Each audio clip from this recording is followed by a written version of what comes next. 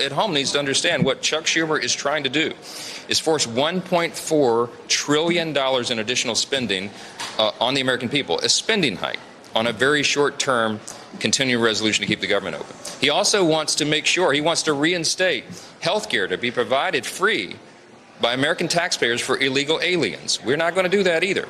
He also wants to add $500 million to prop up left-leaning media organizations. We're not doing that either. Chuck Schumer chose to try to make this a partisan exercise, and Hakeem Jeffries as well. And it's wrong to do that. And so if they choose to vote against this clean, completely nonpartisan CR, then they will be choosing to shut the government down, and they will owe the consequences of what happens following that. So I think it's a very shameful turn of events. I hope they do the right thing, and Schumer and the Democrats in the Senate have an opportunity to do that.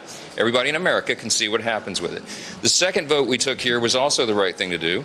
We passed a resolution to honor the life and legacy of Charlie Kirk, my late friend, the friend of so many in this chamber, and we called out political violence in America. In fact, I want to read with you the final line of this resolution because I think it's something that the American people are eager to hear. It says this, quote, "The House of Representatives calls upon all Americans to reject political violence, recommit to respectful debate, uphold American values, and respect one another as fellow Americans."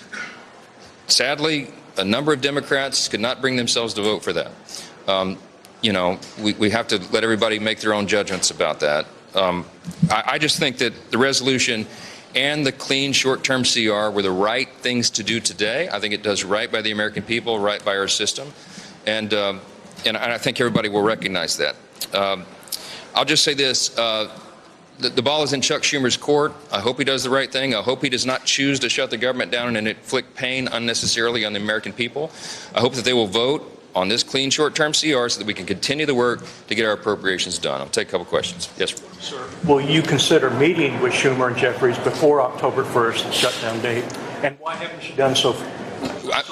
I'm always open to meeting with anybody to get our work done here, but there wasn't really much to discuss with Chuck Schumer because he decided and announced a while back that he was not going to go along for a clean short-term CR. Now, remember, he's always voted on these in the past. He's never had a problem with it ever before.